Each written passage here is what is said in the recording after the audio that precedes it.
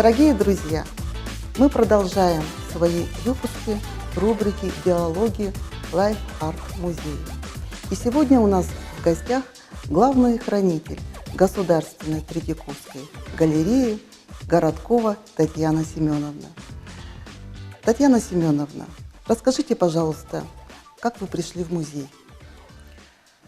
Я закончила Московский государственный университет, исторический факультет, отделение истории искусств. По образованию я искусствовед, и поэтому работать в музее была моя мечта. И после того, как я закончила университет, я пришла на работу в музей. Тогда это было молодое учреждение, вновь созданный музей в Москве, Государственная картинная галерея СССР.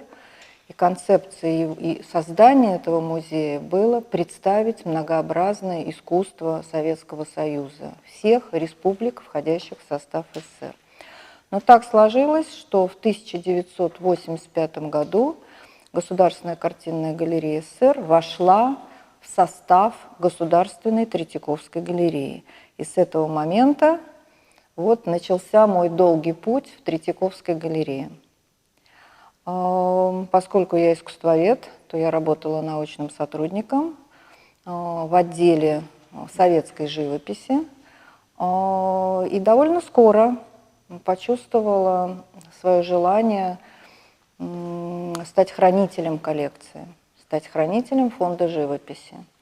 И мое желание было реализовано, оно было поддержано администрацией, я получила фонд.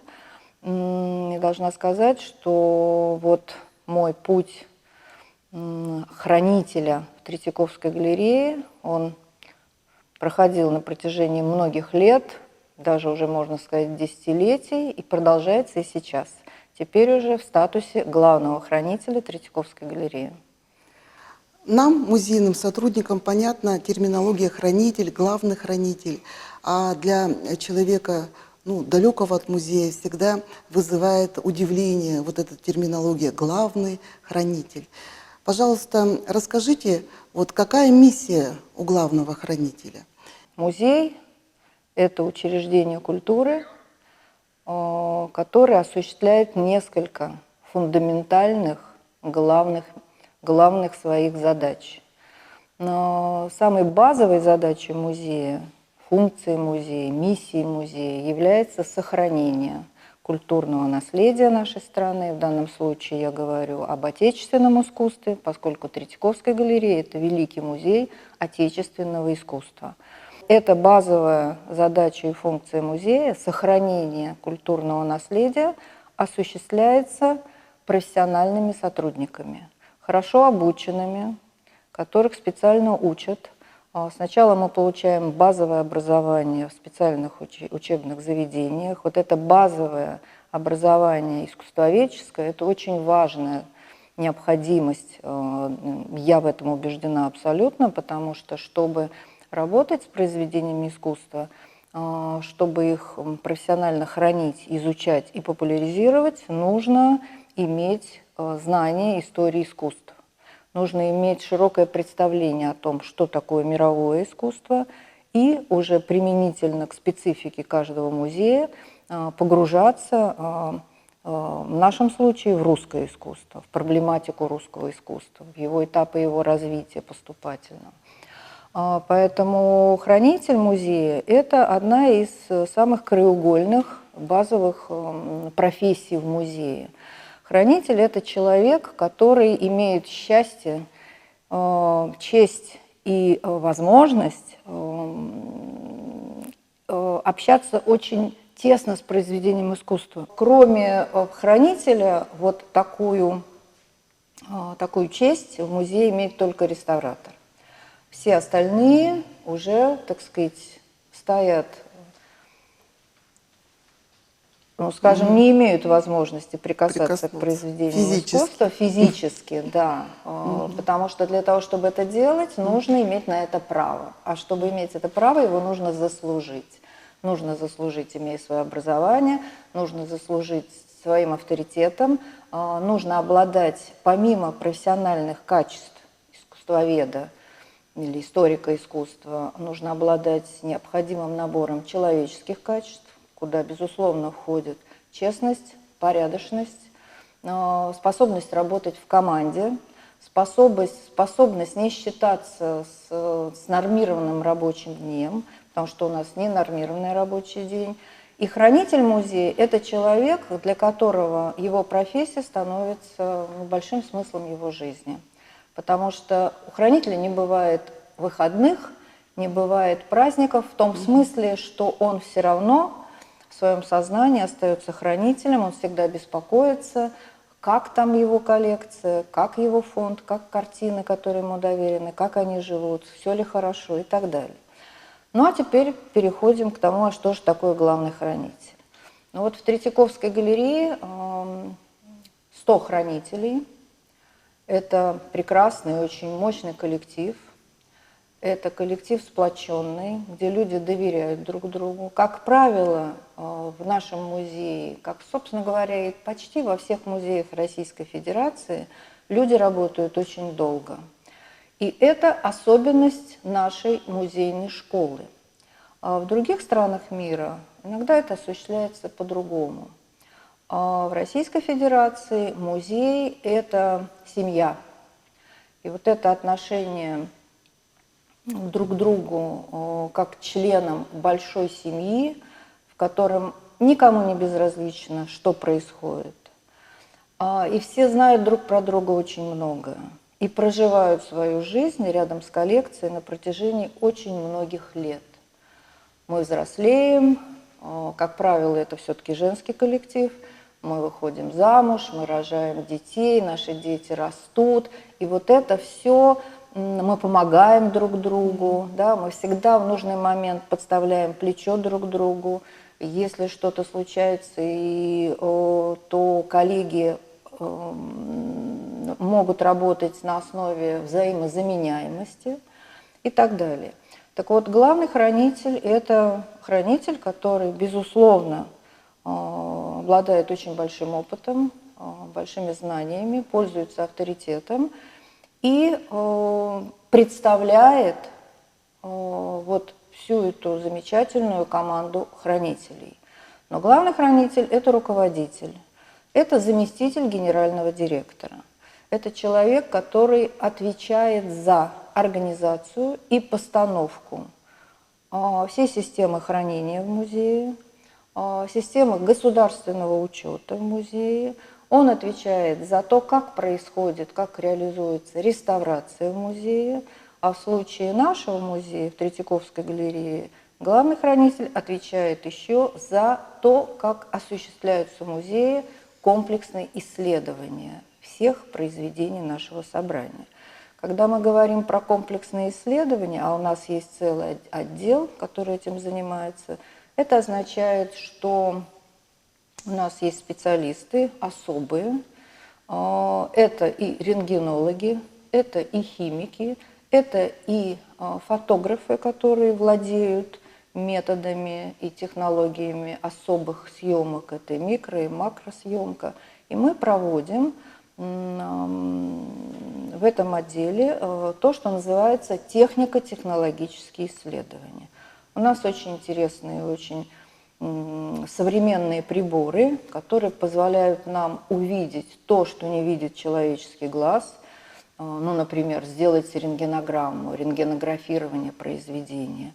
Вот как рентген, когда человек приходит и делает рентген легких, и доктор может увидеть то, что скрыто, да, от человеческих глаз, так и после того, как мы сделаем рентгенографирование произведения живописи, мы видим то, что мы не видим, когда мы смотрим просто глазами на картину. Мы можем увидеть первоначальный рисунок, как работал художник, как он, так сказать, менял какую-то свою композицию. И иногда это дает просто невероятное открытие, что нам позволяет узнавать очень много о произведении искусства. Таким образом, мы изучаем произведение искусства, мы изучаем свою коллекцию, мы создаем эталонную базу. Потому что в Третьяковской галерее, ну, мы понимаем, да, очень высокий уровень произведений, лучшие произведения отечественного искусства во многом находятся в собрании Государственной Третьяковской галереи.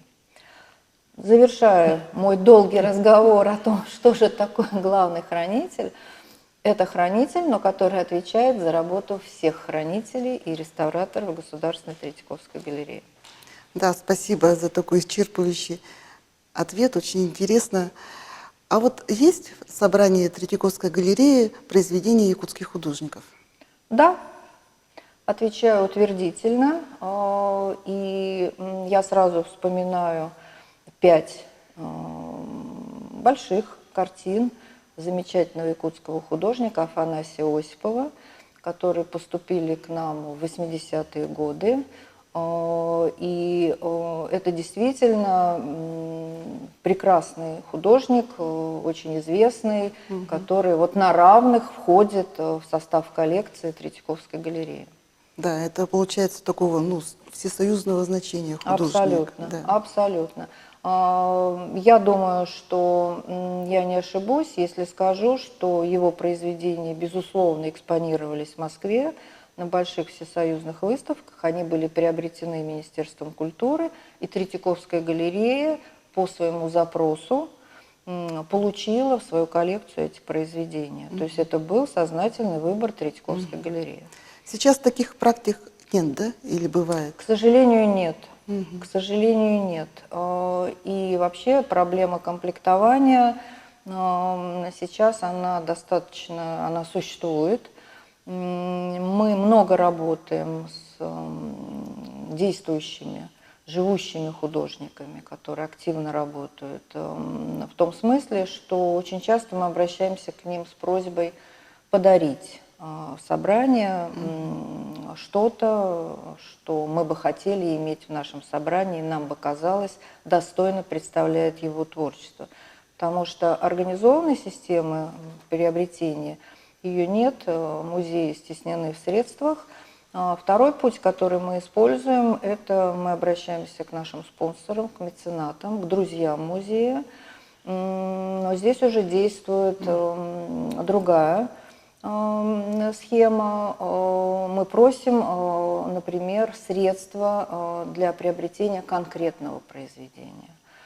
И если наша просьба находит отклик, то тогда наши уважаемые друзья или меценаты предоставляют нам финансирование. Действительно, комплектование – это большая проблема многих музеев России. Вы вчера посетили наши экспозиции. Расскажите, пожалуйста, вот свое впечатление о Национальном художественном музее Республики Саха-Якутия. Я впервые в Якутии. С радостью могу сказать, что музей производит замечательное впечатление своими пространствами, своими экспозиционными залами, своими коллекциями. Они достаточно разнообразные. Замечательная экспозиция якутского искусства. Должна сказать, что я была очень приятно удивлена и профессионально, и по-человечески. Во-первых, значительностью собрания, разнообразием тех творческих манер, которые, так сказать, представлены в экспозиции. Это разные художники высокого профессионального уровня. И сразу хочется говорить о каких-то очень серьезных вещах рядом с этими картинами. А вы можете выделить, вот что больше всего вам понравилось? Ну или хотя бы просто вот назвать вид искусства, который... Хотя мы посмотрели только живопись и скульптуру. Мы с вами, посмотрели да? живопись, Да, к сожалению. мы посмотрели экспозицию, увидели живопись. Мне очень понравилась скульптура. И я бы сейчас даже не выделила какого-то конкретного автора, но если, опять же, мы не говорим про прекрасные, Осипова. крупные, очень масштабные и очень значимые произведения Афанасия Осипова, которые здесь же в экспозиции находятся. Но в целом, еще раз повторю, что уровень профессионального мастерства и индивидуальности, которые здесь представлены, производит очень хорошее впечатление. Мгм. Сейчас многие музеи переходят в работу онлайн-режима, усиливают работу в соцсетях.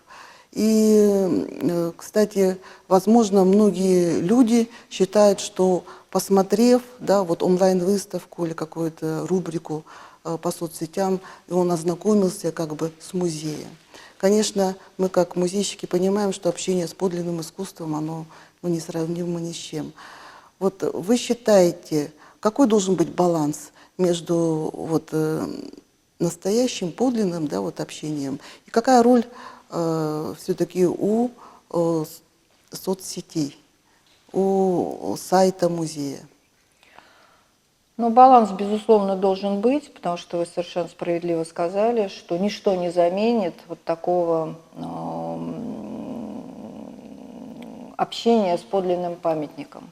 И вообще последние годы, вот после периода, когда многие музеи и в мировом сообществе музейном, и в российском сообществе очень активно осваивали вот то, что называется онлайн,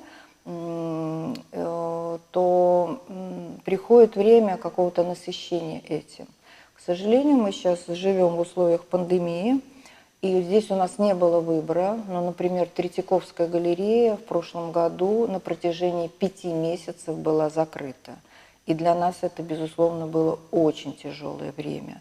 Сам музей, я имею в виду сотрудников, продолжали работать, и мы реставрировали произведения, мы их изучали, мы занимались подготовкой к выдачам, потому что многие проекты, а галерея делает очень много выставок и в Москве, в своих стенах, и в Российской Федерации, и участвует в международных проектах. К сожалению, многие выставки, они в силу того, что были ограничения по ковиду, мы вынуждены были их откладывать, а некоторые проекты просто отменились. Но тем не менее, для того, чтобы подготовить такую выставку, нужно очень много сделать. И такая работа внутри музея, она продолжалась. И, кстати, мы воспользовались этой ситуацией, когда залы были закрыты для публики, и записали очень много фильмов, роликов, лекций. У нас сейчас запущен лекторий Третьяковской галереи, который всегда пользовался очень большим спросом, но он проходил в лекционном зале.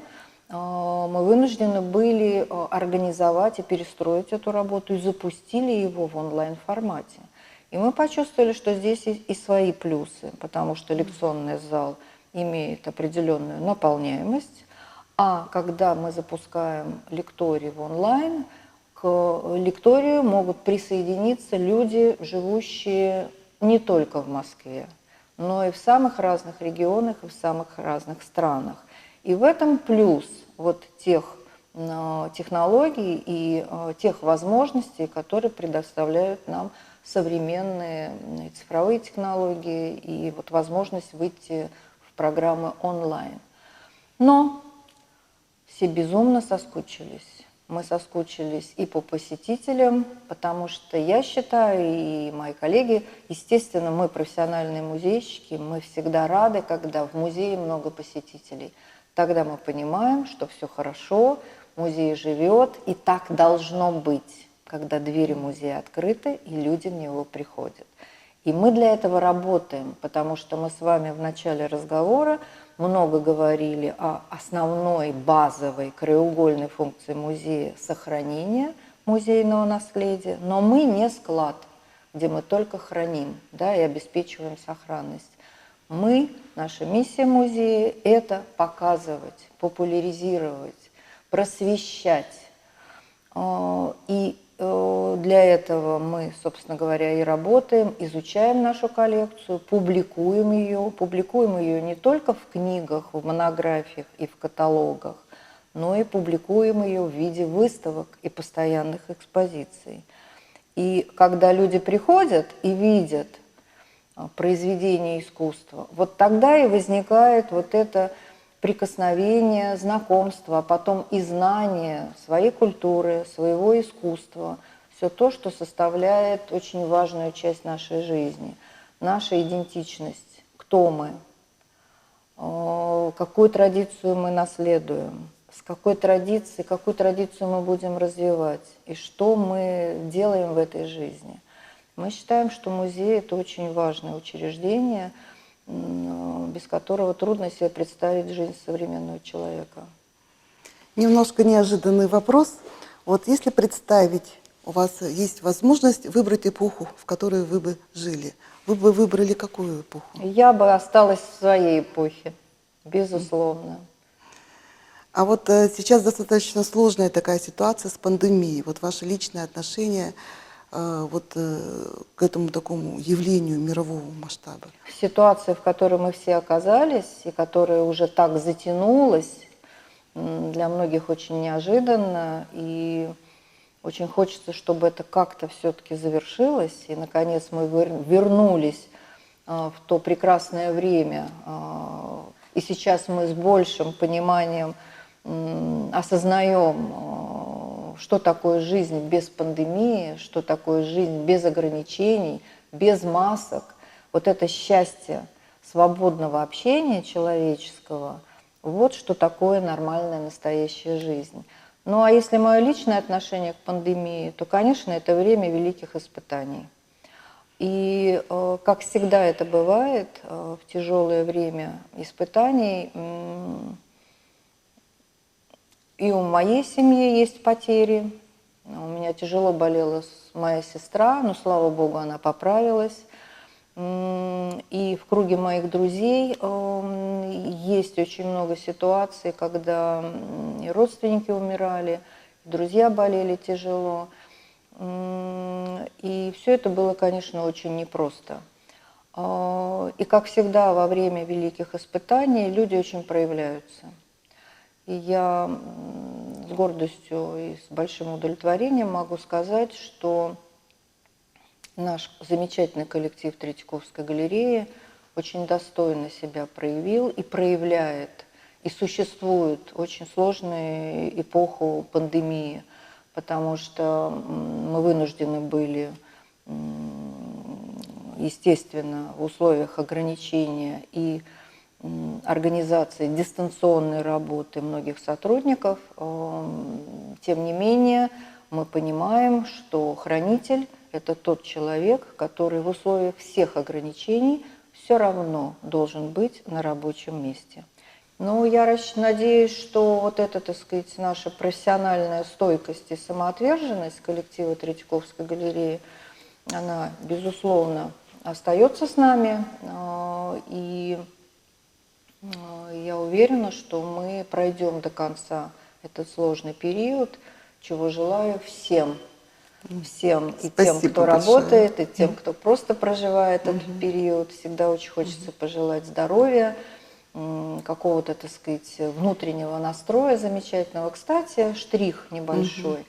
Когда я говорила о том, что Третьяковская галерея активно сотрудничает с мировыми музеями, вот в прошлом году, поскольку так сложилось, что когда началась пандемия, у нас многие наши произведения отсутствовали в музее, они находились в разных странах. И вот одной из задач это была организация вывоза, возвращения произведений в Третьяковскую галерею.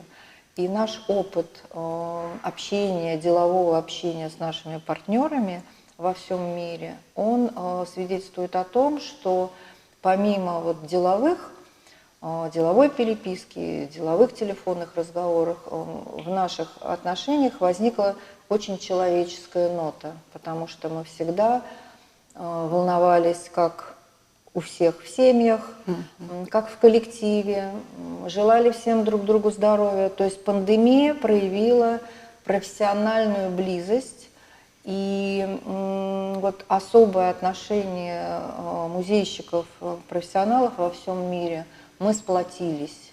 Вот испытания, они сплачивают профессионалов, и это очень важно, и надеюсь, так будет и дальше. Спасибо большое, Татьяна Семеновна, за такой интересный диалог. И, пожалуйста, в заключение пожелайте нашим зрителям, несколько слов скажите пожеланий. Ну, конечно, я хочу пожелать всем в первую очередь здоровья, благополучия и зрителям, и вашим семьям, и вашим детям, и вашим родным, близким. И я призываю вас любить музей, приходить в него, потому что музей ждет своих зрителей. Музей – это то место, где можно объединяться, где можно почувствовать и радость прикосновения к произведениям искусства, и насладиться, получить очень многое узнать и порадоваться. От всего сердца я присоединяюсь к словам Татьяны Семеновны. Приходите в музей, мы вас ждем. До свидания.